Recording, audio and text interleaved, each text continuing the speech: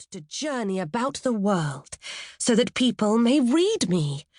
It cannot be otherwise, for I have more splendid thoughts written upon me than I had pretty flowers in olden times. I am happier than ever."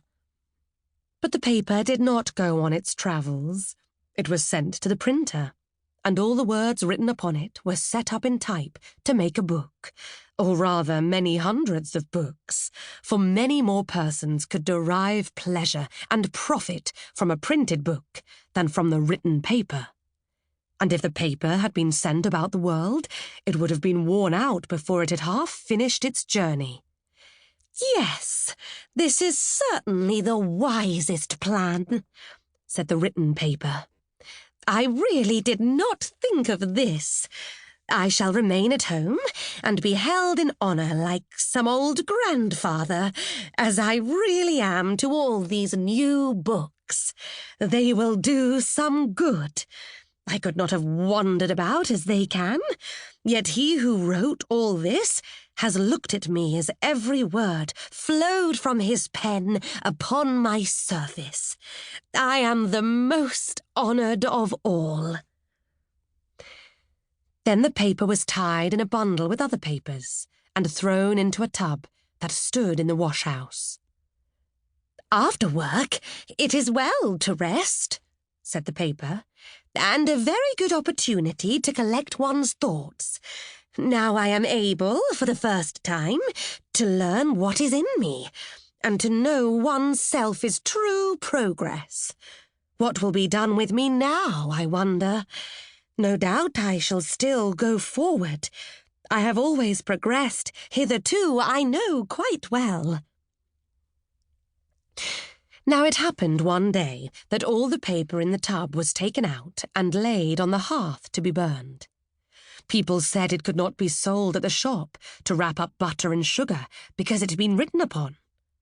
The children in the house stood round the hearth to watch the blaze, for paper always flamed up so prettily, and afterwards, among the ashes, there were so many red sparks to be seen running one after the other, here and there, as quick as the wind. They called it seeing the children come out of school, and the last spark, they said, was the schoolmaster.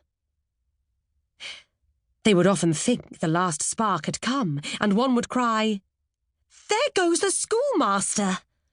But the next moment another spark would appear, bright and beautiful. How they wanted to know where all the sparks went to. Perhaps they will find out some day. The whole bundle of paper had been placed on the fire and was soon burning. "Ah!" cried the paper as it burst into a bright flame. "Ah!"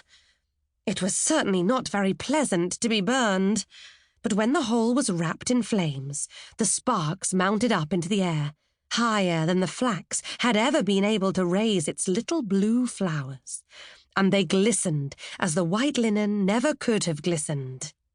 All the written letters became quite red in a moment, and all the words and thoughts turned to fire. "Now I am mounting straight up to the sun," said a voice in the flames, and it was as if 1,000 voices echoed the words as the flames darted up through the chimney and went out at the top. Then a number of tiny beings, as many as the flowers on the flax had been, and invisible to mortal eyes, floated above the children. They were even lighter and more delicate than the blue flowers from which they were born. And as the flames died out and nothing remained of the paper but black ashes, these little beings danced upon it, and wherever they touched it, bright red sparks appeared.